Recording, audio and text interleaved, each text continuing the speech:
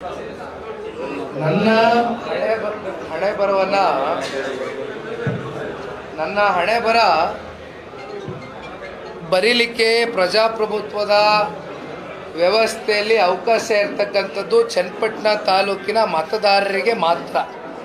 ಹಾಗಾಗಿ ನನ್ನ ಗೆಲುವಿನ ಅಂತರ ಏನಿದೆ ಅಂತಕ್ಕಂಥ ತಮ್ಮ ಪ್ರಶ್ನೆಗೆ ಕ್ಷೇತ್ರದ ಮತದಾರ ಪ್ರಭುಗಳು ನಿನ್ನೆ ದಿನ ಮತಗಟ್ಟೆಗಳಲ್ಲಿ ನನ್ನ ಪರವಾಗಿ ಮತವನ್ನು ಚಲಾವಣೆ ಮಾಡಿದ್ದಾರೆ ಅಂತಕ್ಕಂಥ ಆತ್ಮವಿಶ್ವಾಸ ಒಂದು ನನ್ನಲ್ಲಿ ಇದೆ ಹೊರತುಪಡಿಸಿ ಆ ಅಂತರ ಏನಿದೆ ಅಂತಕ್ಕಂಥದ್ದು 23ನೇ ತಾರೀಕು ನಮ್ಮೆಲ್ಲರಿಗೂ ತೆರೆದ ಪುಸ್ತಕದ ರೀತಿ ಎಲ್ಲ ಕಾಣುತ್ತೆ. ಬೇರೆ ಏನಾದ್ರು ಇದೆಯಾ? ಓಕೆ, ಥ್ಯಾಂಕ್ ಯು ಅಣ್ಣ, ಥ್ಯಾಂಕ್ ಯು.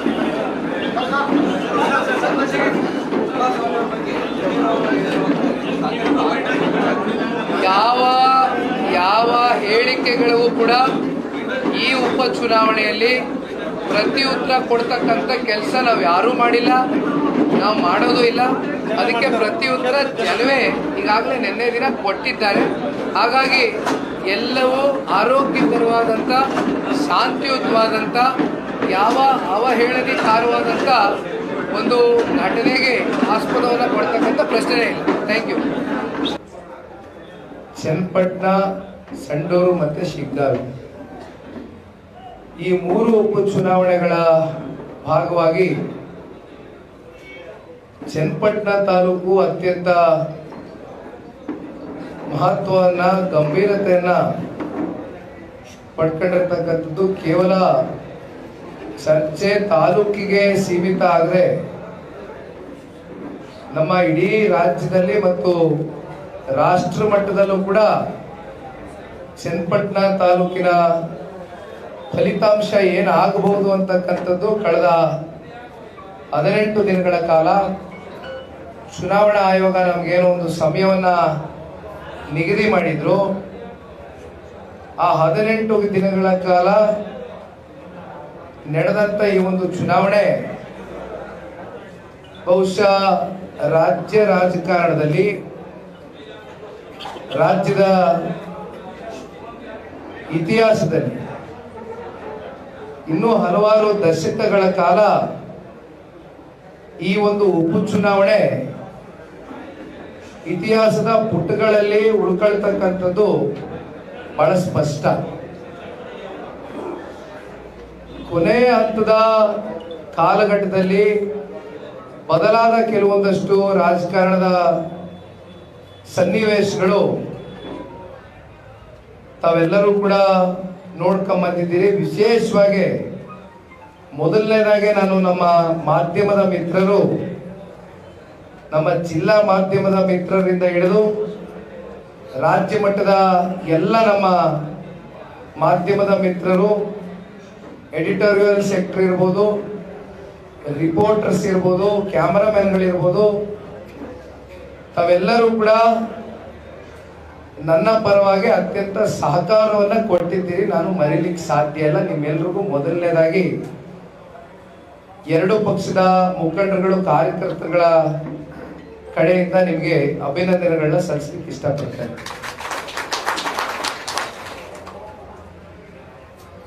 ಈ ಒಂದು ಉಪಚುನಾವಣೆ ನಿಖಿಲ್ ಕುಮಾರಸ್ವಾಮಿಯ ಉಪಚುನಾವಣೆ ಆಗಿರಲಿಲ್ಲ. ಇದು 2 ಪಕ್ಷದ ಕಾರ್ಯಕರ್ತರುಗಳ ಚುನಾವಣೆ ಆಗಿತ್ತು. ನಾನು ರಾಷ್ಟ್ರ ಮಟ್ಟದಿಂದ ಹೇಳಬೇಕು ಅಂತಕ್ಕಂಥದ್ದಾದ್ರೆ, ಮೊನ್ನೆ ದಿನ ಭಾರತೀಯ ಜನತಾ ಪಾರ್ಟಿಯ ರಾಷ್ಟ್ರೀಯ ಅಧ್ಯಕ್ಷರಾಗಿರ್ತಕ್ಕಂಥ ಸನ್ಮಾನ್ಯ ನಡ್ಡಾಜಿಯವರು 1 ನಿಮಿಷಗಳ ಕಾಲ NDA ಅಭ್ಯರ್ಥಿಯಾಗಿರ್ತಕ್ಕಂಥ ನನ್ನ ಪರವಾಗಿ ಬಹಳ ಸ್ಪಷ್ಟವಾದಂತ ಒಂದು ಸಂದೇಶವನ್ನ ಕೊಟ್ಟರು. ಒಬ್ಬ ಯುವಕನ ಪರವಾಗಿ ನಡ್ಡಾಜಿಯವರು ಮಾತನಾಡಿರ್ತಕ್ಕಂಥ ಕೆಲವೊಂದಷ್ಟು ಮಾತುಗಳು ಜೊತೆಯಲ್ಲಿ ಭಾರತೀಯ ಜನತಾ ಪಾರ್ಟಿ ಮತ್ತೆ ಜನತಾದಳ ಪಕ್ಷದ ಕಾರ್ಯಕರ್ತರಿಗೂ ಕೂಡ ಅಭಿನಂದನೆಯನ್ನು ಸಲ್ಲಿಸ್ತೇನೆ. ಜೊತೆಯಲ್ಲಿ ಬಿಜೆಪಿಯ ಪ್ರತಿಯೊಬ್ಬ ಕಾರ್ಯಕರ್ತರಿಗೂ ಕೂಡ ನಾನು ಸಂದೇಶವನ್ನ ಕೊಟ್ಟಿದ್ದೇನೆ. ಸ್ಪಷ್ಟವಾಗಿ ಈ ಒಂದು ಚುನಾವಣೆ ನಾವು ಪ್ರತಿಷ್ಠೆಯಾಗಿ ತಗೊಳ್ಬೇಕಾಗ್ತದೆ. ನಾವು ಒಗ್ಗಟ್ಟಾಗಿ ಚುನಾವಣೆ ಮಾಡ್ತಕ್ಕಂಥದಕ್ಕೆ ಮತ್ತೊಮ್ಮೆ ನಾನು ಮಾತನ್ನ ತಿಳಿಸ್ಲಿಕ್ಕೆ ಬಯಸ್ತೇನೆ ಅಂತಕ್ಕಂಥದ್ದನ್ನ ನಡ್ಡಾಜಿಯವರು ಬಹಳ ಸ್ಪಷ್ಟವಾಗಿ 1 ನಿಮಿಷದ ಒಂದು ವಿಡಿಯೋ ಮೂಲಕ ಒಂದು ಸಂದೇಶವನ್ನು ಸಾರಿದ್ರು. ತಾವೆಲ್ಲ ನೋಡಿರ್ಬೋದು, ಕಳೆದ 18 ದಿನದಿಂದ ಈ ಒಂದು ಉಪಚುನಾವಣೆಗೆ ಅಭ್ಯರ್ಥಿ ಯಾರಾಗಬೇಕು, ಯಾರು ಇಡೀ ರಾಜ್ಯ ಸರ್ಕಾರವನ್ನ ಎದುರಿಸ್ತಕ್ಕಂಥ ಸಾಮರ್ಥ್ಯವನ್ನ ಹೊಂದಿದ್ದಾರೆ ಅಂತಕ್ಕಂಥ ಒಂದು ಪ್ರಶ್ನೆ ಉದ್ಭವವಾದಾಗ ರೈತ ನಾಯಕರು, ಮಾಜಿ ಮುಖ್ಯಮಂತ್ರಿಗಳು, ನಮ್ಮೆಲ್ಲರ ಮಾರ್ಗದರ್ಶಕರು ಸನ್ಮಾನ್ಯ BS ಯಡಿಯೂರಪ್ಪ ಸಾಹೇಬರು ಅವರ ನಿವಾಸಕ್ಕೆ ಕರೆದು ವಿರೋಧ ಪಕ್ಷದ ನಾಯಕರಾಗಿರ್ತಕ್ಕಂಥ ಅಶೋಕಣ್ಣ ಅವರು,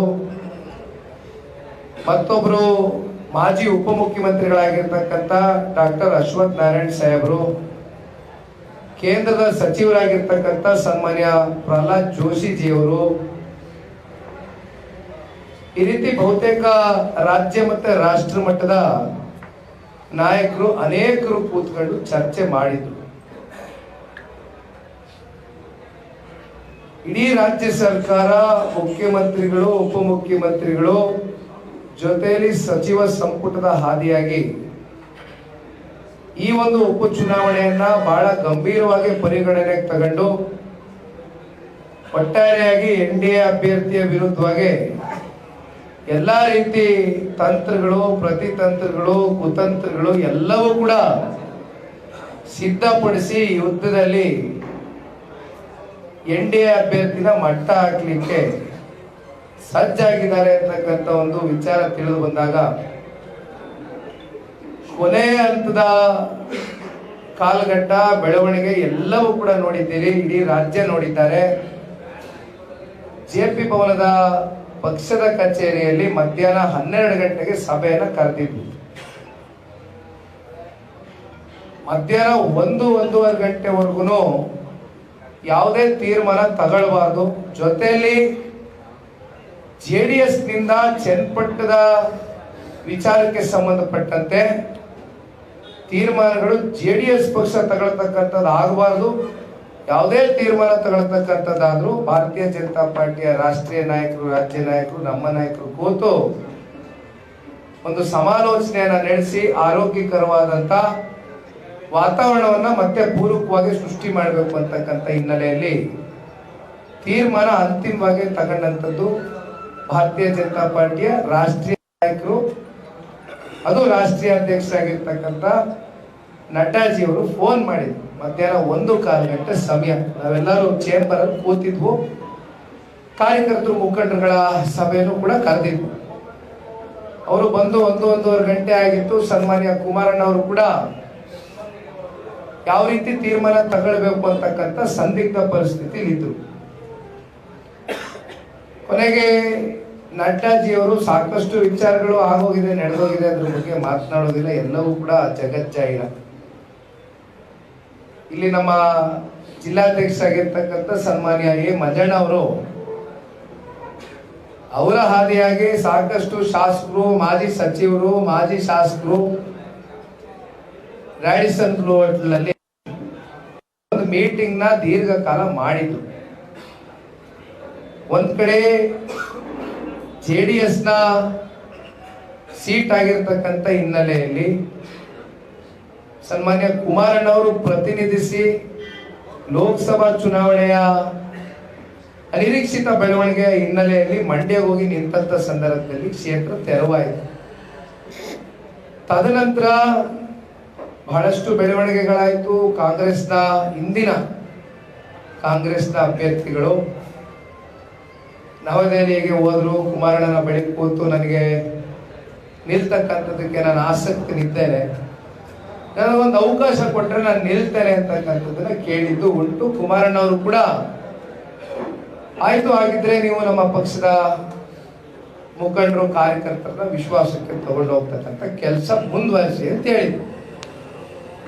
ಅಲ್ಲಿಂದ ಯಾವ್ಯಾವ ರೀತಿ ಸ್ಟೇಟ್ಮೆಂಟ್ಗಳು, ಪತ್ರಿಕೆಗಳಲ್ಲಿ, ಒಂದು ಮಾಧ್ಯಮಕ್ಕೆ ಕೊಟ್ಟಂತ ಸಂದರ್ಶನದ ಕೆಲವೊಂದಷ್ಟು ಗೊಂದಲದ ಹೇಳಿಕೆ ಎಲ್ಲವೂ ಕೂಡ ಜಗಜ್ಜಾಹಿರ ನಾವು ನೋಡಿದ್ವಿ. ಇವೆಲ್ಲ ಆದಾಗ ಅಂತಿಮವಾಗಿ ಸನ್ಮಾನ್ಯ ಕುಮಾರಣ್ಣ ಅವರು ಇನ್ನೇನು ಚುನಾವಣೆ ಬಹುಶಃ ಒಂದು 15 ದಿನ ಇತ್ತು ಅಂತ ಅಂದ್ಕೊಳ್ತೇನೆ. ನಮ್ಮ ಪಕ್ಷದ ಕಾರ್ಯಕರ್ತರುಗಳಲ್ಲಿ ಒಂದ್ ರೀತಿ ಮನಸ್ಸಿನ ಮೇಲೆ ದೊಡ್ಡ ಮಟ್ಟದ ಆಘಾತ ಆದಾಗ ಸನ್ಮಾನ್ಯ ಕುಮಾರಣ್ಣ ಅವರು ಬಂದು ಜಿಲ್ಲಾ ಪಂಚಾಯತಿ ವಾರ ಒಂದು ಟೂರ್ ಮಾಡಬೇಕು, ಟೌನ್ಗೆ ಬರಬೇಕು, ಒಂದು ಕಾರ್ಯಕರ್ತರು ಮುಖಂಡರಿಗೆ ನಿಮ್ ಜೊತೆಲಿ ಇದ್ದೇವೆ, ಒಳ್ಳೆ ತೀರ್ಮಾನ ತಗೋಣ ಅಂತಕ್ಕಂಥ ಸಂದೇಶ ಕೊಟ್ಟು ಹೋಗ್ಬೇಕು ಅಂತಕ್ಕಂಥದ್ದು ತಿಳಿಸಿದಾಗ ಬಂದು ನಾವು ಎಲ್ಲ ರೀತಿ ಸಂದೇಶವನ್ನ ಕೊಟ್ಟು, ಆಗಲೂ ಕೂಡ JDS ಮತ್ತೆ ಬಿಜೆಪಿಯ ಮಧ್ಯೆ ಈಗೇನು ನಾವು ಲೋಕಸಭಾ ಚುನಾವಣೆ ಸಂದರ್ಭದಲ್ಲಿ ತಗೊಂಡಿರ್ತಕ್ಕಂಥ ತೀರ್ಮಾನಕ್ಕೆ ಇಡೀ ರಾಜ್ಯದ 7.5 ಕೋಟಿ ಜನತೆ ಆಶೀರ್ವಾದ ಮಾಡಿದ್ದಾರೆ.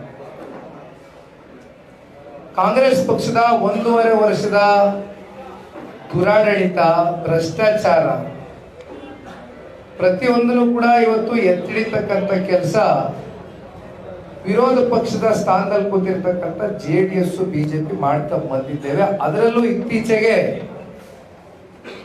ಮಹರ್ಷಿ ವಾಲ್ಮೀಕಿ ನಿಗಮದ ಅಭಿವೃದ್ಧಿಯಲ್ಲಿ ಇಟ್ಟಿರ್ತಕ್ಕಂಥ ಹಣ ಜೊತೆಯಲ್ಲಿ ನೇರವಾಗಿ ಮುಖ್ಯಮಂತ್ರಿಗಳ ಕುಟುಂಬ ಯಾವ ರೀತಿ ಮೂಡದ ಒಂದು ಕಡತಗಳನ್ನ ಬದಲಾವಣೆ ಮಾಡ್ತಕ್ಕಂಥದ್ರಲ್ಲಿ ನೇರವಾಗಿ ಶಾಮೀಲಾಗಿದೆ. ಇವೆಲ್ಲವನ್ನು ಕೂಡ ಜನಗಳಲ್ಲಿ ಒಂದು ಜಾಗೃತಿಯನ್ನು ಮೂಡಿಸ್ತಕ್ಕಂಥ ಕೆಲಸವನ್ನ ಮಾಡಿದ್ವು ಪಾದಯಾತ್ರೆ ಮೂಲಕ. ಅದನ್ನ 2 ಪಕ್ಷದ ಕಾರ್ಯಕರ್ತರು ಜೊತೆಗೂಡಿ ಯಶಸ್ವಿಯಾಗಿ ಮಾಡಿದ್ರು. ಈ ಒಂದು ನಮ್ಮ ಸಂಬಂಧ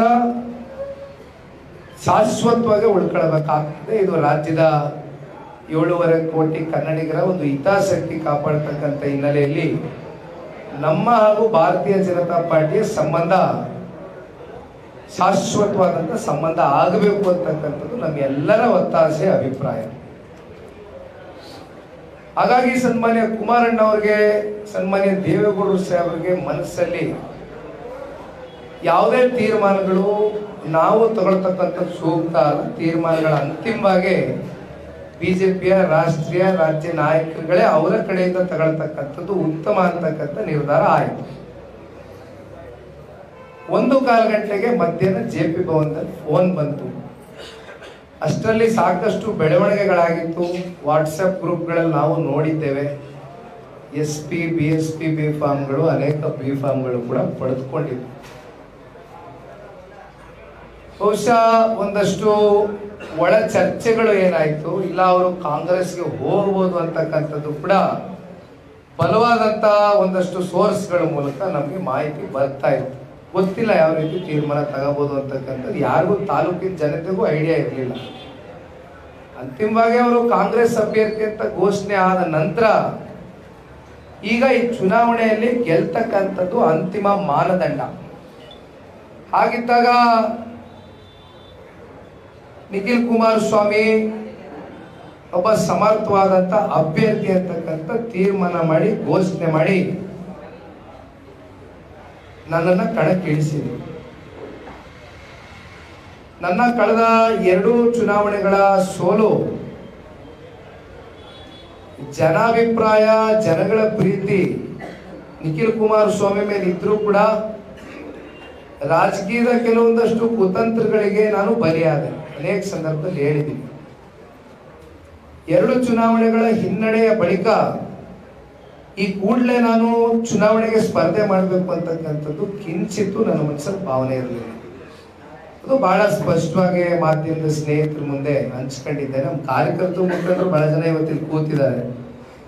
ನಾನು ತಾಲೂಕಿಗೆ ಯಾವಾಗ ಈ ಗೊಂದಲ ಸೃಷ್ಟಿಯಾಯಿತು, ನಮ್ಮ ಕಾರ್ಯಕರ್ತರಿಗೆ ಇವತ್ತು ನಾನು ಒಬ್ಬ ಪಕ್ಷದ ಕಾರ್ಯಕರ್ತನಾಗಿ ನಿಮ್ಮ ಜೊತೆಯಲ್ಲಿ ಇರ್ತೇನೆ, ಯಾರು ಕೂಡ ನೀವು ಗೊಂದಲಕ್ಕೆ ನಿಮ್ಮ ಮನಸ್ಸುಗಳು ಎಡೆ ಮಾಡ್ತಕ್ಕಂಥದಕ್ಕೆ ನಾವು ಬಿಡೋ ಪ್ರಶ್ನೆ ಇಲ್ಲ, ನಿಮ್ಮ ಜೊತೆಯಲ್ಲಿ ನಾವು ಇರ್ತೇವೆ. ಸನ್ಮಾನ್ಯ ದೇವೇಗೌಡರು, ಕುಮಾರಣ್ಣ ನಮ್ಗೆ ಆದೇಶ ಕೊಟ್ಟಿದ್ದಾರೆ, ದಯಮಾಡಿ ಪ್ರತಿ ಗ್ರಾಮಕ್ಕೂ ಭೇಟಿ ಮಾಡಿ ಪಂಚಾಯತಿ ಹೆಡ್ ಕ್ವಾರ್ಟರ್ಸ್ಗಳಲ್ಲಿ ಕೂತು ನಮ್ಮ ಲೀಡರ್ಗಳ ಜೊತೆ ಒಂದು ಬೆನ್ ತಟ್ಟತಕ್ಕಂಥ ಕೆಲಸ ಮಾಡಬೇಕು ಕಣಪ್ಪ ಅಂತ ನನಗೆ ಆದೇಶ ಹೊರಡಿಸಿದ್ಮೇಲೆ ನಾ ಬಂದ ಕ್ಷೇತ್ರಕ್ಕೆ. ಅಷ್ಟು ಬಿಟ್ರೆ ನಾನು ನಮ್ಮ ಮುಖಂಡರುಗಳು, ನಮ್ಮ ಹಿರಿಯರು ದೇವರಾಜ್ ಅಣ್ಣ ಅವರಿದ್ದಾರೆ, ನಾಗರಾಜ್ ಅಣ್ಣ ಅವರು, ಜಯರಾಮಣ್ಣವರು ಬಂದಿಲ್ಲ, ಭಾನುಪ್ರಕಾಶ್ ಅಣ್ಣ ಅವರಿದ್ದಾರೆ, ರಂಗಸ್ವಾಮಿ ಅಣ್ಣ ಅವರಿದ್ದಾರೆ, ಅಜಯ್ ಅವರಿದ್ದಾರೆ. ಬಹಳ ಜನ ಹಿರಿಯರು ಎಲ್ಲರಿಗೂ ಗೊತ್ತಿದೆ ನಾನೇನು ಈ ಚುನಾವಣೆಯಲ್ಲಿ ಸ್ಪರ್ಧೆ ಮಾಡಬೇಕು ಅಂತಕ್ಕಂಥದ್ದು ಕಿಂಚಿತ್ತು ಭಾವನೆ ಇರಲಿಲ್ಲ. ಅದಕ್ಕೆ ಬೇರೆ ಇನ್ನೇನಿಲ್ಲ, ನಾನು ಪಕ್ಷದ ಕಾರ್ಯಕರ್ತನಾಗಿ ಈ ಪಕ್ಷದ ಸಂಘಟನೆಯ ಒಂದು ಹಿತದೃಷ್ಟಿಯಿಂದ ನಾನು ರಾಜ್ಯಾದ್ಯಂತ 7 ಜಿಲ್ಲೆಗೆ ಈಗಾಗಲೇ ಪ್ರವಾಸವನ್ನು ಮಾಡಿ ಮೆಂಬರ್ಶಿಪ್ ಡ್ರೈವ್ ಬೂತ್ ಕಮಿಟಿಯನ್ನು ಯಶಸ್ವಿಯಾಗಿ ಒಂದು ಚಾಲನೆ ಕೊಟ್ಟಿದ್ದೇನೆ. ಅದಷ್ಟು ಬಿಟ್ರೆ ಬೇರೆ ಏನಿರಲಿಲ್ಲ. ಜೊತೆಯಲ್ಲಿ ಇವೆಲ್ಲ ನೋಡ್ಕೊ ಬಂದಿದ್ದೀರಿ ಅಣ್ಣ, ಏನು ಮುಚ್ಚು ಮರೆ ಇಲ್ಲ, ಎಲ್ಲವೂ ಇವಾಗ ಸ್ಪಷ್ಟವಾಗಿ ಮಾತನಾಡಬೇಕಾಗ್ತದೆ, ತೆಗೆದುಕೊಳ್ತಾ ಇದ್ದೇನೆ. ನನಗೆ ಚುನಾವಣೆಗೆ ಯಾವಾಗ ಅವಕಾಶ ಸಿಕ್ತು, ಸ್ಪರ್ಧೆ ಮಾಡ್ತಕ್ಕಂಥದಕ್ಕೆ ಅಧಿಕೃತ ಘೋಷಣೆ ಆಯಿತು, 18 ದಿನದಲ್ಲಿ ನನ್ನ ನಾಮಪತ್ರ ಸಲ್ಲಿಕೆಗೆ ವಿಶೇಷವಾಗಿ ಬಹುಶಃ ಚನ್ನಪಟ್ಟಣ ತಾಲೂಕಿನ 220ಕ್ಕೂ ಹೆಚ್ಚು ಹಳ್ಳಿಗಳಿಂದ, ನಮ್ಮ ನಗರ ಭಾಗದಲ್ಲಿ ಇರ್ತಕ್ಕಂಥ 31 ವಾರ್ಡ್ಗಳಿಂದ, ಬಹುತೇಕ ಚನ್ನಪಟ್ಟಣ ತಾಲೂಕಿನ ಹಿರಿಯರು, ಯುವಕರು, ಹೆಣ್ಣುಮಕ್ಕಳು, ಎಲ್ಲ ಜಾತಿ ಸಮುದಾಯ ವರ್ಗ ಧರ್ಮನೂ ಕೂಡ ಬಂದು ನನ್ನ ಜೊತೆಯಲ್ಲಿ ಮೊದಲನೇ ದಿನವೇ ನನಗೆ ವಿಶ್ವಾಸ ತುಂಬಿಸ್ತಕ್ಕಂಥ ಕೆಲಸ ಮಾಡಿದ್ರು. ದೊಡ್ಡ ಮಟ್ಟದಲ್ಲಿ ಜನ ಸೇರಿ ಅಲ್ಲಿಂದ ನಾನು 18 ದಿನಗಳ ಕಾಲ, ಬಹುಶಃ ನಾವೆಲ್ಲರೂ ಒಂದು 2-3 ಗಂಟೆ ನಿದ್ರೆ ಮಾಡಿದ್ರೆ ಹೆಚ್ಚೇನೋ ನಮ್ಗೆ ಗೊತ್ತಿಲ್ಲ, ನಿದ್ರೆ ಬರ್ತಾ ಇರಲಿಲ್ಲ. ಯಾಕೆಂದ್ರೆ ಇಂಥ ಒಂದು ಉಪಚುನಾವಣೆ, ಅದರಲ್ಲೂ ನಾನು ಅಭ್ಯರ್ಥಿ ಆದಂಥ ಸಂದರ್ಭದಲ್ಲಿ ನನ್ನ ಮೇಲೆ ಇವತ್ತು 2 ಪಕ್ಷದ ನಾಯಕರು, ಕಾರ್ಯಕರ್ತರು ಇಷ್ಟು ವಿಶ್ವಾಸವನ್ನ ಇಟ್ಟು ನನ್ನ ಮೇಲೆ ನನಗೆ ಟಿಕೆಟ್ ಕೊಟ್ಟು ಈ ಉಪಚುನಾವಣೆಯಲ್ಲಿ ಸ್ಪರ್ಧೆ ಮಾಡತಕ್ಕಂಥ ಅವಕಾಶ ಕೊಟ್ಟಾಗ ನನಗೂ ಕೂಡ ಒಳಗಡೆಯಿಂದ ಕಾರ್ಯಕರ್ತರಿಗೆ ಪ್ರತಿ ಕ್ಷಣವೂ ಕೂಡ ಹುರಿದುಂಬಿಸ್ತಕ್ಕಂಥ ಕೆಲಸ ಮಾಡಬೇಕಾಗಿತ್ತು. ನನಗೆ ಪೂರ್ವಕವಾಗಿ ಈ ಚುನಾವಣೆಯಲ್ಲಿ ಪ್ರತಿ ಹಳ್ಳಿಗಳಲ್ಲೂ ಆಶೀರ್ವಾದವನ್ನು ಮಾಡಿರ್ತಕ್ಕಂಥದ್ದು ನಮ್ಮ ಹಳ್ಳಿಯ ಹಿರಿಯರು, ಸನ್ಮಾನ್ಯ ದೇವೇಗೌಡರು ಸಾಹೇಬರ ವಯಸ್ಸಿನ ಸಮಕಾಲದವರು, ಜೊತೆಯಲ್ಲಿ ನಮ್ಮ ಅಜ್ಜಿ ವಯಸ್ಸಿನ 80-85 ವರ್ಷದ ವಯಸ್ಸಿನ ತುಂಬಾ ಹೆಣ್ಣು ಮಕ್ಕಳುಗಳು, ತಾಯಂದ್ರು, ನಮ್ಮ ಅಜ್ಜಿ ವಯಸ್ಸಿನ ಹಿರಿಯರು ತಲೆ ಮೇಲೆ ನನಗೆ ಕೈ ಇಟ್ಟು ಆಶೀರ್ವಾದ ಮಾಡಿದ್ದಾರೆ. ಮತ್ತೊಂದು ಯುವ ಸಮುದಾಯ ನನ್ನ ಜೊತೆಯಲ್ಲಿ, ನಮ್ಮ ಮುಖಂಡರುಗಳು ಹೇಳ್ತಾ ಇದ್ರು, ಅಣ್ಣ ನಾವು ಯಾವತ್ತೂ ಕೂಡ ಅನೇಕ ಚುನಾವಣೆಗಳನ್ನ ನಾವು ಎದುರಿಸಿದ್ದೇವೆ, ಆದರೆ ಯುವ ಸಮುದಾಯ ಈ ಮಟ್ಟಕ್ಕೆ ಪ್ರತಿ ಹಳ್ಳಿಗಳಲ್ಲೂ ಬಂದು ನಿಂತು ಹೆಜ್ಜೆಯನ್ನು ಹಾಕಿರ್ತಕ್ಕಂಥದ್ದು ಬಹುಶಃ ಇದೇ ಮೊದಲನೇ ಬಾರಿ ನಾವು ನೋಡ್ತಾ ಇದ್ದೇವೆ ಅಂದಾಗ ನಮ್ಮ ಚನ್ನಪಟ್ಟಣ ತಾಲೂಕಿನ ಯುವಕರು ನನ್ನ ಮೇಲೆ ಇಟ್ಟಿರ್ತಕ್ಕಂಥ ಒಂದು ಭರವಸೆ, ನಿಮ್ಮ ಜೊತೆಯಲ್ಲಿ ನಾನು ಶಾಶ್ವತವಾಗಿರ್ತೇನೆ, ನಿಮ್ಮ ಕಷ್ಟದಲ್ಲಿ ನಾನು ಪಾಲ್ದಾರನಾಗಿ ಪ್ರಾಮಾಣಿಕವಾಗಿ ಹೆಜ್ಜೆ ಹಾಕ್ತೇನೆ ಅಂತ ಮಾತಿನ ಮೂಲಕ ಮತ್ತೊಮ್ಮೆ ಹೇಳಲಿಕ್ಕೆ ಇಷ್ಟಪಡ್ತೇನೆ. ಬಹುಶಃ ಈ ಒಂದು ಉಪಚುನಾವಣೆಯ ಅಗ್ನಿ ಪರೀಕ್ಷೆ ಅಂತಕ್ಕಂಥದ್ದನ್ನ ಪ್ರಾರಂಭಿಕ ಹಂತದಲ್ಲಿ ನಾನೇನು ಹೇಳಿದೆ, ನಿನ್ನೆ ದಿನ ಹತ್ತತ್ರ 88.80% ಮತದಾನ ಏನಾಗಿದೆ. ಬಹುಶಃ ಚನ್ನಪಟ್ಟಣದ ಇತಿಹಾಸದಲ್ಲಿ ಇದು ಮೊದಲನೇ ಬಾರಿ ಇಷ್ಟು ಕಿಕ್ಕೆರೆದು ಜನ ಬಂದು ಮತ ಚಲಾವಣೆ ಮಾಡಿರ್ತಕ್ಕಂಥದ್ದು. ಇದು ಒಂದು ದೊಡ್ಡ ಇತಿಹಾಸ, ಮತ್ತೆ ಒಂದು ದೊಡ್ಡ ಸ್ಪಷ್ಟ ಸಂದೇಶ. ತಾಲೂಕಿನ ಜನತೆ ಈ ಒಂದು ಉಪಚುನಾವಣೆಯಲ್ಲಿ ನಾವುಗಳೆಲ್ಲರೂ ಒಂದು ಪ್ರಮುಖವಾದಂಥ ಪಾತ್ರವನ್ನು ವಹಿಸತಕ್ಕಂಥ ಹಿನ್ನೆಲೆಯಲ್ಲಿ ಬಂದು ಸೇರಿ ಹತ್ತತ್ರ 90% ಇವತ್ತು ವೋಟಿಂಗ್ ಆಗಿರ್ತಕ್ಕಂಥದ್ದು ನೋಡಿದಾಗ ಇವತ್ತು ಹಲವು ಸಂಘ ಸಂಸ್ಥೆಗಳಿಂದ ಹಿಡಿದು ವಿದ್ಯಾರ್ಥಿಗಳಿಂದ ಹಿಡಿದು ನಮ್ಮ ನಗರದಲ್ಲಿ ಇರ್ತಕ್ಕಂಥ ಹಾಗೂ ಹಳ್ಳಿಗಳ ಆಟೋ ಚಾಲಕರಿಂದ ಹಿಡಿದು ಬೀದಿ ಬದಿ ವ್ಯಾಪಾರಿಗಳಿಂದ ಹಿಡಿದು ಬಹಳ ಪ್ರಮುಖವಾದಂಥ ಅಂಶ ನಾನು ಗಮನಿಸಿದ್ದು, ನಮ್ಮ ಚನ್ನಪಟ್ಟಣ ತಾಲೂಕಿನ ವೋಟರ್ಸ್ ಬಹಳ ಜನ ಇವತ್ತು ಬೆಂಗಳೂರು ಸಿಟಿಲೂ ಇದ್ದಾರೆ, ರಾಜ್ಯಾದ್ಯಂತ ಹಲವಾರು ಜಿಲ್ಲೆಗಳು ತಾಲೂಕುಗಳಲ್ಲಿ ಅವರ ಕುಟುಂಬದ ಸಮೇತರಾಗಿ ಅವರ ಜೀವನ ನಿರ್ವಹಣೆ ಮಾಡ್ತಾ ಇದ್ದಾರೆ. ಅವರೆಲ್ಲರೂ ಕೂಡ ಇವತ್ತು ವಾಲಂಟಿಯರ್ಸ್ ಆಗಿ ವಾಲಂಟರಿ ಬಂದು ಈ ಚುನಾವಣೆಯಲ್ಲಿ ಮತದಾನ ಮಾಡಲೇಬೇಕು ಅಂತಕ್ಕಂಥ ಹಿನ್ನೆಲೆಯಲ್ಲಿ ಅವರು ಸಮಯ ಮೀಸಲಿಟ್ಟು ಇಡೀ ಕುಟುಂಬದ ಸಮೇತ ಹಾಕಿದ್ದಾರೆ. ಜೊತೆಯಲ್ಲಿ ಇವತ್ತು ಎರಡು ಪಕ್ಷದ ಕಾರ್ಯಕರ್ತರ ಬಗ್ಗೆ ನಾನು ಹೇಳಲೇಬೇಕಾಗ್ತದೆ.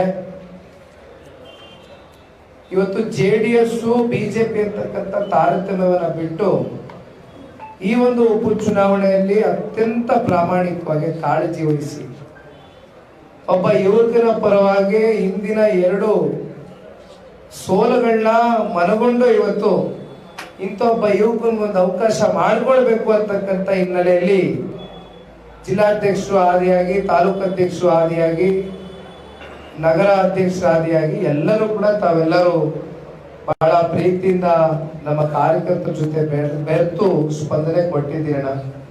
ನಿಮಗೂ ಕೂಡ ಧನ್ಯವಾದಗಳನ್ನ ತಿಳಿಸ್ತೇನೆ. ಅಂತಿಮವಾಗಿ ನಿನ್ನೆ ದಿನ ಮತವನ್ನ ಚಲಾವಣೆ ಮಾಡಿರ್ತಕ್ಕಂಥ ಮತದಾರ ಪ್ರಭುಗಳು ತಾವೆಲ್ಲರೂ ಕೂಡ ಒಬ್ಬ ಯುವಕನಿಗೆ ನಿನ್ನೆ ದಿನ ಒಂದು ಅವಕಾಶವನ್ನ ಮಾಡಿದ್ದೀರಾ ಅಂತಕ್ಕಂಥ ಅತ್ಯಂತ ದೃಢವಾದಂತ ನಂಬಿಕೆ ಇವತ್ತು ನನ್ನಲ್ಲಿ, ನನ್ನ ಹೃದಯದಲ್ಲಿ ಉಟ್ಕೊಂಡಿದೆ. ಪ್ರಾರಂಭಿಕ ಹಂತದಲ್ಲಿ ನಾನು ಚುನಾವಣೆಗೆ ನಾಮಪತ್ರ ಸಲ್ಲಿಕೆ ಮಾಡಿದಾಗ ಪ್ರತಿನಿತ್ಯನೂ ಕೂಡ ನನಗೆ ವಿಶ್ವಾಸ ಬೆಳೀತಾ ಹೋಗ್ತು. ಅದಕ್ಕೆ ಕಾರಣನೇ ಚನ್ನಪಟ್ಟಣ ತಾಲೂಕಿನ ಮತದಾರರು, ಅವರ ವಿಶ್ವಾಸದ ಮಾತುಗಳು. ಇಲ್ಲ, ಒಬ್ಬ ಯುವಕನಿಗೆ ಈ ಬಾರಿ ಒಂದು ಪರೀಕ್ಷೆ ಮಾಡಬೇಕು, ಒಂದು ಅವಕಾಶ ಕೊಡಬೇಕು ಅಂತಕ್ಕಂಥದ್ದು ತಾವೆಲ್ಲ ಭಾವಿಸಿದ್ದೀರಿ. ನಿನ್ನೆ ಪರವಾಗಿ, ನನ್ನ ಪರವಾಗಿ ಆಶೀರ್ವಾದ ಮಾಡಿದ್ದೀರಿ ಅಂತಕ್ಕಂಥದ್ದು ನಾನು ಬಹಳ ನಂಬಿದ್ದೇನೆ. ಹಾಗಾಗಿ ಮತ್ತೊಮ್ಮೆ ನಮ್ಮ ಮಾಧ್ಯಮದ ಸ್ನೇಹಿತರಿಗೆ, ತಮ್ಮೆಲ್ಲರ ಮಾಧ್ಯಮದ ಮೂಲಕ ಇಡೀ ರಾಜ್ಯಾದ್ಯಂತ, ಕೊನೆಯದಾಗಿ ನಮ್ಮ ಪಕ್ಷದ ಕಾರ್ಯಕರ್ತ ಬಂಧುಗಳು ಹಲವಾರು ಜಿಲ್ಲೆಗಳಿಂದ, ತಾಲೂಕುಗಳಿಂದ ತಾವೆಲ್ಲರೂ ಬಂದು ನಿಖಿಲ್ ಕುಮಾರಸ್ವಾಮಿಯ ಗೆಲುವಿಗೆ, ಅದರಲ್ಲೂ ಮಂಡ್ಯ ಜಿಲ್ಲೆಯಿಂದ, ಮಂಡ್ಯ, ಮದ್ದೂರು, ಮಳವಳ್ಳಿ, KR ಪೇಟೆ ಅನೇಕ ಭಾಗಗಳಿಂದ, ಪಾಂಡವಪುರ ಇರ್ಬೋದು, ನಾಗಮಂಗಲ ಇರ್ಬೋದು, ಬಹುಶಃ ನೀವುಗಳೇ ವಾಲಂಟಿಯರ್ ಆಗಿ ಯಾಗಾದ್ರೂ ಮಾಡಿ ಈ ಬಾರಿ ನಿಖಿಲ್ ಕುಮಾರಸ್ವಾಮಿ ಗೆಲ್ಲಬೇಕು ಅಂತಕ್ಕಂಥದ್ದು ತಮ್ಮ ಏನು ಸಂಬಂಧಿಕರು, ಕುಟುಂಬಸ್ಥರು ಬಹಳ ಜನ ಇವತ್ತು ನಾವೆಲ್ಲ ಬಾರ್ಡರ್ಲೇ, ಇವತ್ತು ಮಳವಳ್ಳಿ ಇರ್ಬೋದು, ಮಂಡ್ಯ ಇರ್ಬೋದು, ಎಲ್ಲ ಬಾರ್ಡರ್ ಇರ್ತಕ್ಕಂಥ ಚನ್ನಪಟ್ಟಣಕ್ಕೆ ಒಂದು ರೀತಿ ಕನೆಕ್ಟಿವಿಟಿ ಇದೆ, ಒಂದು ಬಾಂಧವ್ಯ ಇದೆ. ತಾವುಗಳು ಎಲ್ಲ ಶ್ರಮ ಪಟ್ಟಿದ್ದೀರಿ. ಆದರೆ ಅತ್ಯಂತ ವಿಶೇಷತೆ ಚನ್ನಪಟ್ಟಣ ತಾಲೂಕಿಗೂ ಸನ್ಮಾನ್ಯ ದೇವೇಗೌಡರಿಗೂ ಒಂದು ಅವಿನಾಭಾವ ಸಂಬಂಧ. 83 ಇಸ್ವಿಯಿಂದನೂ ಇಂದಿನವರೆಗೂ ಹತ್ತತ್ರ ಈಗ 40 ವರ್ಷ ಆಯ್ತು ಅಂದ್ಕೊಳ್ತೀನಿ. ಈ ಸಂಬಂಧ ಎಂದೂ ಕೂಡ ಕಳಚಿ ಹೋಗ್ತಕ್ಕಂಥ ಸಂಬಂಧ ಅಲ್ಲ. ಇದು ಚುನಾವಣೆಗೆ ಸೀಮಿತವಾಗಿರ್ತಕ್ಕಂಥ ಸಂಬಂಧ ಅಲ್ಲ. ದೇವೇಗೌಡರು ಸಾಹೇಬರು ಆರೋಗ್ಯದಲ್ಲಿ ಪ್ರಾರಂಭಿಕ ಹಂತದಲ್ಲಿ ಅವ್ರಿಗೆ ಸ್ವಲ್ಪ ಕೆಮ್ಮು, ಜ್ವರ, ನೆಗಡಿ ಇತ್ತು. 1-2-3 ದಿನ ತಡಾನು ಆಯ್ತು ಅವ್ರು ಬರ್ಲಿಕ್ಕೆ. ಆದ್ರೆ ಅವ್ರ ಮನಸ್ಸು ತಡೀತಾ ಇರಲಿಲ್ಲ. ಬಂದು ನಾನು ಈ ಉಪಚುನಾವಣೆಯಲ್ಲಿ ನಾನು ಕೂಡ ಬಂದು ಗುರುತಿಸ್ಕೊಳ್ಬೇಕು, ನನ್ನ ಶಕ್ತಿ ಮೀರಿ ಕೆಲಸ ಮಾಡಬೇಕು ಅಂತಕ್ಕಂಥದ್ದು ಅವರ ಇಚ್ಛಾಶಕ್ತಿ ಏನಿದೆ. ಅನೇಕ ಜನ ವಿರೋಧ ಪಕ್ಷದವರು ಟೀಕೆನ ಮಾಡಿದ್ರು. ಆದ್ರೆ ನಾನು ಅವತ್ತು ವೇದಿಕೆ ಮೂಲಕನೂ ಇಲ್ಲಿ ನಿಖಿಲ್ ಕುಮಾರಸ್ವಾಮಿ ನಿಂತಿದ್ದಾನೆ ಅಂತಕ್ಕಂಥದ್ದು, ಆದ್ರೆ ಪಕ್ಷದ ಯಾವುದೇ ಸಾಮಾನ್ಯ ಕಾರ್ಯಕರ್ತರಿಗೆ ಟಿಕೆಟ್ ಕೊಟ್ಟಂತ ಸಂದರ್ಭದಲ್ಲೂ ಕೂಡ ಸನ್ಮಾನ್ಯ ದೇವೇಗೌಡರು ಸಾಹೇಬರಾಗ್ಲಿ, 2 ಪಕ್ಷದ ನಾಯಕರಾಗ್ಲಿ ನಾವಿಷ್ಟೇ ಕಾಳಜಿಯನ್ನ ವಹಿಸು ಸಮಿತಿ ಕೆಲಸ ಮಾಡ್ತಾ ಇದ್ವಿ. ಇದು ಬಹಳ ಸ್ಪಷ್ಟ, ಅದರಲ್ಲಿ ಯಾವುದೇ ಅನುಮಾನ ಬೇಡ. ಆದ್ರೆ 6 ದಿನಗಳ ಕಾಲ ಬಹುಶಃ 32 ಸಭೆಗಳು, 32 ಸಭೆಗಳು 6 ದಿನಗಳ ಕಾಲ ಒಂದು ಹೋರಾಟದ ಹಿನ್ನೆಲೆಯಲ್ಲಿ ಬಂದಿರತಕ್ಕಂಥ ದೇವೇಗೌಡರು ಸಾಹೇಬರ ಒಂದು ಛಲ ಎರಡೂ ಪಕ್ಷದ ಕಾರ್ಯಕರ್ತರಲ್ಲಿ ಒಂದು ಉತ್ಸಾಹ ಮೂಡಿಸಿದಂತೂ ಸತ್ಯ. ಅದರಲ್ಲಿ ಯಾವುದೇ ಅನುಮಾನ ಇಲ್ಲ. ಅದರಲ್ಲೂ ತಾಲೂಕಿನ ಜನತೆ, ವಿಶೇಷವಾಗಿ ತಾಯಿಗಳು, ಚಕ್ಕೆರೆಯಲ್ಲಿ ನಾನು ನೋಡಿದೆ, ಬಹಳ ಅದ್ಭುತವಾಗಿ ಒಂದು ಬಹಿರಂಗ ಸಭೆಯನ್ನ ಅಲ್ಲಿ ನಮ್ಮ ಪಕ್ಷದಲ್ಲೇ ಇದ್ದಂತ ಇಬ್ರು ಹಿರಿಯ ಪ್ರಮುಖ ಮುಖಂಡರು ಕಾರಣಾಂತರಗಳಿಂದ ಚುನಾವಣೆ ಬಿಟ್ಟೋದ್ರು ಕೂಡ ಬಹಳ ಜನ ಅವರೆಲ್ಲರೂ ಕೂಡ ಗೌಡ್ರನ್ನ ಕರ್ಸ್ಕೊಂಡು ಇಡೀ ಚಕ್ಕೆ ತಾಯಂದಿರುಗಳು, ಹಿರಿಯರು, ಯುವಕರು ಬಂದು ಸೇರಿದ್ರು. ಬಹುಶಃ ಅವರ ಒಂದು ಕೊಡುಗೆ ಚನ್ನಪಟ್ಟಣ ತಾಲೂಕಿನ ನೀರಾವರಿ ವಿಚಾರವಾಗಿ ಎಂದು ಕೂಡ ಇದು ಮರಿತಕ್ಕಂಥದ್ದಲ್ಲ. ಇತಿಹಾಸ ಯಾರು ಕೂಡ ಮರೆಮಾರಿಸ್ಲಿಕ್ಕೆ ಸಾಧ್ಯ ಇಲ್ಲ. ಅವರು ಈಗಲೂ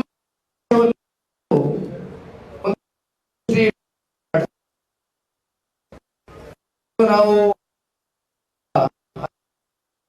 ತುಂಬಿಸ್ತಕ್ಕಂಥ ಕೆಲಸ ಮಾಡ್ತಾ ಇದ್ದೇವೆ.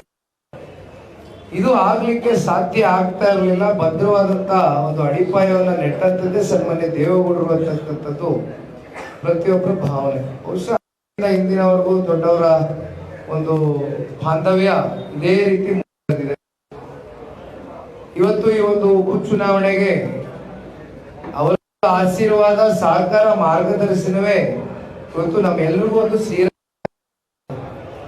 ಜೊತೆಯಲ್ಲಿ ಸನ್ಮಾನ್ಯ ಕುಮಾರಣ್ಣ ಅವರು ತಾಲೂಕಿನ ಜನತೆ, ಜಿಲ್ಲೆಯ ಜನತೆ ಇವತ್ತೇನಾದ್ರೂ ಅವರು ಕೇಂದ್ರ ಸಚಿವರ ಕೆಲಸ ಮಾಡ್ತಾದ್ರೆ ಅದಕ್ಕೆ ಅವರಿಗೆ ಜನ್ಮ ಇರ್ತಕ್ಕಂಥದ್ದೇ ನಮ್ಮ ರಾಮನಗರ ಜಿಲ್ಲೆ, ಚನ್ನಪಟ್ಟಣ ತಾಲೂಕು. ಹಾಗಾಗಿ ಸಾಕಷ್ಟು ಅಭಿಮಾನ ತೋರಿಸಿ ನನ್ನ ಜವಾಬ್ದಾರಿಯನ್ನ ಅರ್ಥಕೊಳ್ತಕ್ಕಂಥದ್ದಕ್ಕೆ ಅವಕಾಶ ಸಿಕ್ಕಿದೆ 18 ದಿನಗಳಲ್ಲಿ. ಹಾಗಾಗಿ ಕೂಡಲೇ ನಾನು ನಿನ್ನೆ 10 ದಿನಗಳ ಒಂದ್ 2 ದಿನ ಕೊನೆಗೆ ನಿದ್ದೆನೆ ಮಾಡಿಲ್ಲ. ತಾವುಗಳು ತಮ್ಮ ಕಣ್ಣುಗಳು ನೋಡಿದ್ರೆ ಗೊತ್ತಾಗ್ತದೆ ಎಷ್ಟು ಕಷ್ಟ ಬಿದ್ದಿದ್ದೀರಿ ಅನ್ನೋದು. ತಮ್ಮ ಮುಖದಲ್ಲಿ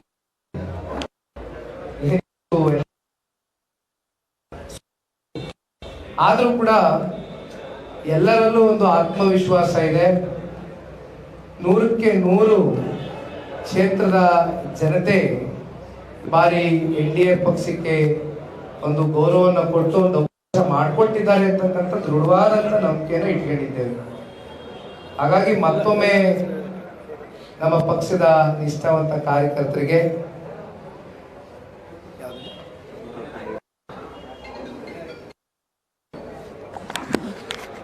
ಅಂತಿಮವಾಗಿ ನಾನು ಮಾತು ಮುಗಿಸ್ಲಿಕ್ಕಿಂತ ಮುಂಚಿತವಾಗಿ ಭಾರತೀಯ ಜನತಾ ಪಾರ್ಟಿಯ ರಾಜ್ಯಾಧ್ಯಕ್ಷರು, ಅತ್ಯಂತ ನಮಗೆ ಆತ್ಮೀಯರಾಗಿರ್ತಕ್ಕಂಥ ಸನ್ಮಾನ್ಯ BY ವಿಜಯೇಂದ್ರ ಸಾಹೇಬ್ ಅವರ ನೇತೃತ್ವದಲ್ಲಿ ಭಾರತೀಯ ಜನತಾ ಪಾರ್ಟಿಯ ಪಕ್ಷದ ಕಚೇರಿಯಲ್ಲಿ ಒಂದು ಸಭೆಯನ್ನ ಅವರೇ ಕರೆದು ಆಯೋಜನೆ ಮಾಡಿದ್ರು. ಒಂದು ಸಮನ್ವಯ ಎಲ್ಲೂ ಕೂಡ ಕೊರತೆ ಆಗಬಾರದು, ಸಮನ್ವಯತೆ ಕಾಪಾಡಿಕೊಳ್ಬೇಕು ಅಂತಕ್ಕಂಥ ದೃಷ್ಟಿಯಿಂದ ಭಾರತೀಯ ಜನತಾ ಪಾರ್ಟಿಯ ತಾಲೂಕಿನ ಪ್ರಮುಖ ಮುಖಂಡರುಗಳ ಸಭೆಯಲ್ಲಿ ಕರೆದು ಬಹಳ ಸ್ಪಷ್ಟವಾದಂತ ಸಂದೇಶವನ್ನ ವಿಜಯೇಂದ್ರ ಸಾಹೇಬರು ಕೊಟ್ಟಿದ್ದಾರೆ.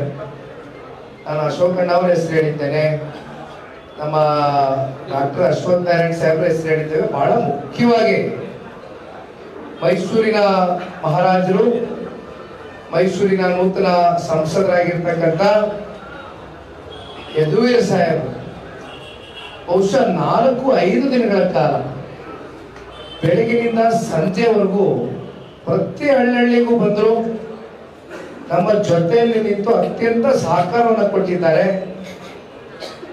ಅವ್ರನ್ನ ಕಾಣ್ಲಿಕ್ಕೆ ಅಂತಕ್ಕಂಥದಕ್ಕೇನೆ ಕ್ಷೇತ್ರದ ಜನತೆ ಅವ್ರನ್ನ ಬಹಳ ಅತ್ಯಂತ ವಿಶೇಷವಾಗಿ ಸ್ವಾಗತವನ್ನ ಕೋರಿದ್ದಾರೆ.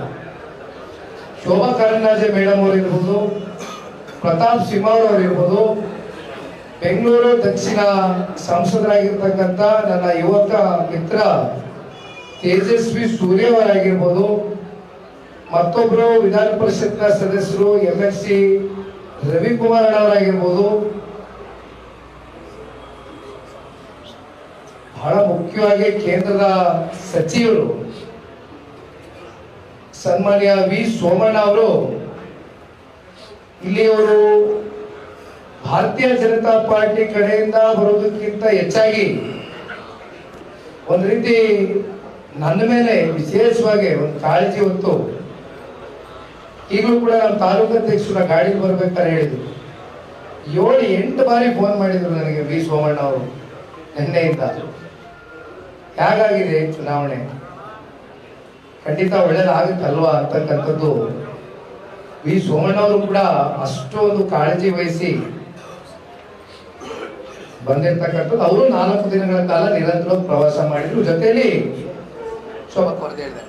ಮತ್ತೊಬ್ರು ಹಿರಿಯರು H ವಿಶ್ವನಾಥ್ ಅಣ್ಣ ಅವರು ಕೂಡ ನನ್ನ ನಾಮಪತ್ರ ಸಲ್ಲಿಕೆಗೆ ಬಂದಿದ್ರು. ಜೊತೆಯಲ್ಲಿ ಕುರುಬ ಸಮುದಾಯದ ಒಂದು ಸಭೆ ನಡೆದಾಗಲೂ ಕೂಡ ಉಪಸ್ಥಿತರಿದ್ದು ಕುರುಬ ಸಮುದಾಯಕ್ಕೆ ಬಹಳ ಸ್ಪಷ್ಟವಾದಂತಹ ಒಂದು ಸಂದೇಶವನ್ನು ಕೊಟ್ಟರು. ಅಂತಿಮವಾಗಿ ನಾನು ಮಾತು ಮುಗಿಸೋದಕ್ಕಿಂತ ಮುಂಚಿತವಾಗಿ ಒಂದು ಮಾತನ್ನ ತಿಳಿಸ್ಲಿಕ್ಕೆ ಬಯಸ್ತೇನೆ. ಚನ್ನಪಟ್ಟಣ ತಾಲೂಕಿನಲ್ಲಿ ಹಲವಾರು ಸಮುದಾಯಗಳು ಇವತ್ತು ವಾಸವಾಗಿರ್ತಕ್ಕಂಥ ತಾಲೂಕು. ಎಲ್ಲಾ ಜಾತಿ ಸಮುದಾಯ ವರ್ಗ ಧರ್ಮನೂ ಕೂಡ ಇವತ್ತು ನಮ್ಮ ಚನ್ನಪಟ್ಟಣ ತಾಲೂಕಿನಲ್ಲಿದೆ.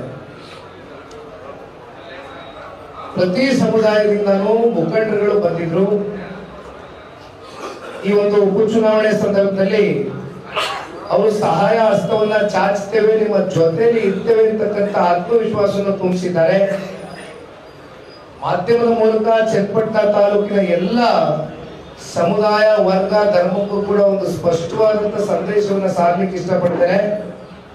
ಕಳೆದ ಉಪಚುನಾವಣೆ ಸಂದರ್ಭದಲ್ಲಿ ನಾವೇನು ಬಹಳ ಹತ್ತಿರದಿಂದ ಒಂದು ವಿಶ್ವಾಸದ ಮಾತುಗಳನ್ನ ಹೇಳಿದ್ದೆ, ಅದನ್ನ ಈ ಉಪಚುನಾವಣೆಯ ಬಳಿಕ ಅದೇ ವಿಶ್ವಾಸವನ್ನ ಇನ್ನೊಂದು 3.5 ವರ್ಷ ಕಾಲಾವಧಿಯಲ್ಲಿ ಎಲ್ಲಾ ಸಮುದಾಯಗಳಿಗೂ ವಿಶೇಷವಾಗಿ ಆದ್ಯತೆಯನ್ನು ಕೊಡ್ತಕ್ಕಂಥ, ನೀವೆಲ್ಲರೂ ವಿಶ್ವಾಸವನ್ನ ಸಂಪಾದನೆ ಮಾಡ್ತಕ್ಕಂಥ ಪ್ರಾಮಾಣಿಕ ಕೆಲಸವನ್ನ ನಿಖಿಲ್ ಕುಮಾರಸ್ವಾಮಿ ಮಾಡೇ ಮಾಡ್ತಾರೆ ಅಂತಕ್ಕಂಥದ್ದು ಈ ಸಂದರ್ಭದಲ್ಲಿ ಹೇಳ್ತಾ, ಅಂತಿಮವಾಗಿ ಬೆಂಗಳೂರು ಗ್ರಾಮಾಂತರ ಲೋಕಸಭಾ ಸಂಸದರಾಗಿರ್ತಕ್ಕಂಥ ಜಯದೇವ ನಿರ್ದೇಶಕರಾಗಿ ಹಲವಾರು ದಶಕಗಳ ಕಾಲ ಸಾಕಷ್ಟು ಜನ ಕುಟುಂಬಗಳ ಒಂದು ಜೀವನವನ್ನ ಉಳಿಸಿರ್ತಕ್ಕಂಥ ಡಾಕ್ಟರ್ CN ಮಂಜುನಾಥ್ ಸಾಹೇಬರು ಕೂಡ ನಮ್ಮ ಜೊತೆಯಲ್ಲಿ ಬಂದು ಸಹಕಾರವನ್ನು ಕೊಟ್ಟಿದ್ದಾರೆ. ಹಳ್ಳಿ ಪ್ರವಾಸವನ್ನು ಮಾಡಿದ್ದಾರೆ. ಬೇರೆ ಯಾರಾದ್ರೂ ಯಲಹಂಕ ಶಾಸಕರಾಗಿರ್ತಕ್ಕಂಥ ವಿಶ್ವನಾಥ್ ಅಣ್ಣ ಅವರು ಜೊತೆಯಲ್ಲಿ ರಾಜ್ಯ ಉಸ್ತುವಾರಿಯನ್ನ ವಹಿಸಿ, ಯಾಕೆಂದ್ರೆ ಅವ್ರಿಗಿನ್ನೂ ಬಹಳ ವೇದಿಕೆಯಲ್ಲೇ ಒಂದು ಗೌರವ ಕೊಡ್ತೇವೆ. ಮುಂದಿನ ದಿನಗಳಲ್ಲಿ ಎಲ್ರಿಗೂ ಗೌರವ ಕೊಡ್ತೇವೆ. ಯಾರ್ಯಾರು ದುಡಿದಿದ್ದಾರೆ, ಯಾರ್ಯಾರು ಶ್ರಮಿಸಿದ್ದಾರೆ, ಹಗಲು ರಾತ್ರಿ ಅಂತ ನೋಡಿದಿರಾ ತಮ್ಮ ಮನೆ ಮಠಗಳನ್ನ ಬಿಟ್ಟು, ತಮ್ಮ ಕ್ಷೇತ್ರನ ಬಿಟ್ಟು, ಶಾಸಕರು ಮಾಜಿ ಸಚಿವರು ಎಲ್ಲರೂ ಬಂದು ಇವತ್ತು ನಮ್ಮ ಶಾಸಕಾಂಗ ಪಕ್ಷದ ನಾಯಕರಾಗಿರ್ತಕ್ಕಂಥ ಸನ್ಮಾನ್ಯ ಸುರೇಶ್ ಬಾಬಣ್ಣ ಅವರಿರ್ಬೋದು, ಇಲ್ಲಿ ನಮ್ಮ ಮಂಜಣ್ಣ ಅವರಿರ್ಬೋದು, ನನ್ನ ಅತ್ಯಂತ ಆತ್ಮೀಯ ಗೆಳೆಯ ಹುಣಸೂರಿನ ವಿಧಾನಸಭಾ ಕ್ಷೇತ್ರದ ಶಾಸಕ GD ಹರೀಶ್ ಗೌಡ್ರು ಇರ್ಬೋದು, ಜೊತೆಯಲ್ಲಿ ಬಹಳ ಜನ ಯಾಕೆಂದ್ರೆ ಪುಟ್ಟರಾಜಣ್ಣ ಅವರು, ಸುರೇಶ್ ಗೌಡ್ರು, ಅಂದಾರಿ ಅವರು, ನಮ್ಮ ಬಾದಾಮಿಯ ಬಹಳ ಅತ್ಯಂತ ಕ್ರಿಯಾಶೀಲ ಸಂಘಟನೆಗಾರ. ಅನಿರೀಕ್ಷಿತವಾಗಿ ಒಂದು ರೀತಿ 2 ಚುನಾವಣೆಗಳನ್ನ ಅವ್ರು ಸೋಲೊಪ್ಪಿದ್ದಾರೆ. 43,000 ವೋಟ್ ಪಡ್ಕೊಂಡಿದ್ರು ಬಾದಾಮಿನಲ್ಲಿ. ಬಹುಶಃ ಅವ್ರಿಗೆ ಇರ್ತಕ್ಕಂಥ ಒಂದು ಸಂಘಟನೆಯ ಒಂದು ಚತುರತೆಯನ್ನ ನಮ್ಮ ಪಕ್ಷ ಮುಂದಿನ ದಿನಗಳಲ್ಲಿ ಬಳಸ್ಕೊಳ್ಬೇಕಾಗ್ತದೆ. ಅಮ್ಮತ್ತಪ್ಪ ಮಾವಿನ ಮರದು ಬಹಳ ಕಷ್ಟ ಬಿದ್ದಿದ್ದಾರೆ ನಮ್ಮ ಟೌನ್ ಭಾಗ. ತುಂಬಾ ಜನ ಇದ್ದಾರೆ, ಯಾಕೆಂದ್ರೆ ಒಬ್ಬರ ಹೆಸರು ಹೇಳಿ ಒಬ್ಬರ ಹೆಸರು ಬಿಡ್ತಕ್ಕಂಥ ಪ್ರಶ್ನೆನೇ ಇಲ್ಲ ಈಗ. ಹಾಗಾಗಿ ಮುಂದಿನ ದಿನಗಳಲ್ಲಿ ಕ್ಷೇತ್ರದ ಜನತೆಯ ಒಂದು ಆಶೀರ್ವಾದದ ನಂತರ ಬಹುಶಃ ಒಂದು ಕೃತಜ್ಞತೆ ಸಮಾವೇಶದಲ್ಲಿ ಎಲ್ಲರೂ ಕೂಡ ಕೂರಿಸಿ ವಿಶೇಷವಾದಂಥ ಆರ್ಥಿಕತೆ ಗೌರವವನ್ನು ಕೊಡ್ತಕ್ಕಂಥ ಕೆಲಸವನ್ನು ಮಾಡ್ತೇವೆ. ಮತ್ತೊಮ್ಮೆ ಮಾಧ್ಯಮದ ಸ್ನೇಹಿತರಿಗೆ ತಮ್ಮೆಲ್ಲರ ಒಂದು ಸಹಕಾರ, ಹಗಲು ರಾತ್ರಿ ಅಂದಿರ ತಾವೆಲ್ಲರೂ ನಮ್ಮ ಜೊತೆಯಲ್ಲಿ ನಿಂತು ಹೃದಯ ತುಂಬಿದ ಸಹಕಾರ ಕೊಟ್ಟಿದ್ದೀರಿ. ಜೊತೆಯಲ್ಲಿ ನಮ್ಮ ಮಾಧ್ಯಮದ ಚೀಫ್ಗಳೇನಿದ್ದಾರೆ, ಎಡಿಟೋರಿಯಲ್ ಚೀಫ್ಸ್ ಏನಿದ್ದಾರೆ, ಹಿರಿಯರು, ತಮಗೂ ಎಲ್ಲ ತುಂಬ ಹೃದಯ ತುಂಬಿದ ಧನ್ಯವಾದಗಳು, ಸ್ವಾಗತವನ್ನು ಕೋರಲಿಕ್ಕೆ ಇಚ್ಛೆ ಪಡ್ತೇನೆ. ಒಬ್ಬ ಯುವಕರ ಪರವಾಗಿ ತಮ್ಮೆಲ್ಲರ ಸಹಕಾರ ಈ ಒಂದು ಉಪಚುನಾವಣೆಗಷ್ಟೇ ಅಲ್ಲ, ಮುಂದಿನ ದಿನಗಳಲ್ಲೂ ಕೂಡ ಇದೇ ರೀತಿ ನಿಮ್ಮ ಸಹಕಾರ ಇರಲಿ ಅಂತಕ್ಕಂಥದ್ದನ್ನ ಇಲ್ಲಿ ಸೇರಿರುವಂಥ ಎಲ್ಲ ನಮ್ಮ ಪಕ್ಷದ ಕಚೇರಿಯಲ್ಲಿ ಬಂದಿರತಕ್ಕಂಥ ಎಲ್ಲ ಎರಡು ಪಕ್ಷದ ಪ್ರಮುಖ ಮುಖಂಡರುಗಳು, ಕಾರ್ಯಕರ್ತರುಗಳು ಎಲ್ರಿಗೂ ಧನ್ಯವಾದಗಳು, ಅಭಿನಂದನೆಗಳು.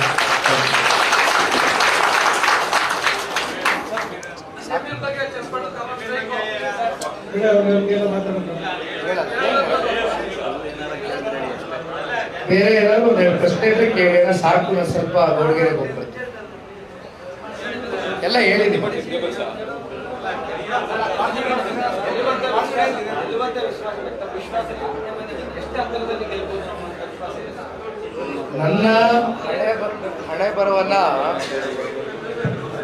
ನನ್ನ ಹಣೆ ಬರ ಬರೀಲಿಕ್ಕೆ ಪ್ರಜಾಪ್ರಭುತ್ವದ ವ್ಯವಸ್ಥೆಯಲ್ಲಿ ಅವಕಾಶ ಇರತಕ್ಕಂಥದ್ದು ಚನ್ನಪಟ್ಟಣ ತಾಲೂಕಿನ ಮತದಾರರಿಗೆ ಮಾತ್ರ. ಹಾಗಾಗಿ ನನ್ನ ಗೆಲುವಿನ ಅಂತರ ಏನಿದೆ ಅಂತಕ್ಕಂಥ ತಮ್ಮ ಪ್ರಶ್ನೆಗೆ ಕ್ಷೇತ್ರದ ಮತದಾರ ಪ್ರಭುಗಳು ನಿನ್ನೆ ದಿನ ಮತಗಟ್ಟೆಗಳಲ್ಲಿ ನನ್ನ ಪರವಾಗಿ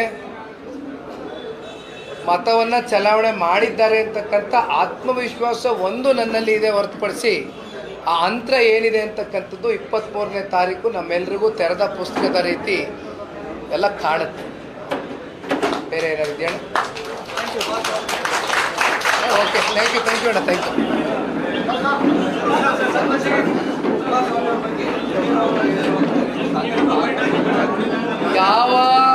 ಯಾವ ಹೇಳಿಕೆಗಳಿಗೂ ಕೂಡ ಈ ಉಪಚುನಾವಣೆಯಲ್ಲಿ ಪ್ರತಿ ಉತ್ತರ ಕೊಡ್ತಕ್ಕಂಥ ಕೆಲಸ ನಾವು ಯಾರೂ ಮಾಡಿಲ್ಲ, ನಾವು ಮಾಡೋದು ಇಲ್ಲ.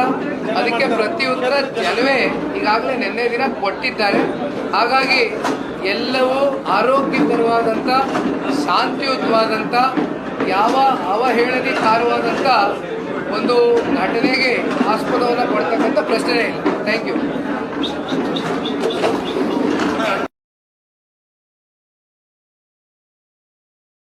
ಇದು ರೈಟ್ ನ್ಯೂಸ್.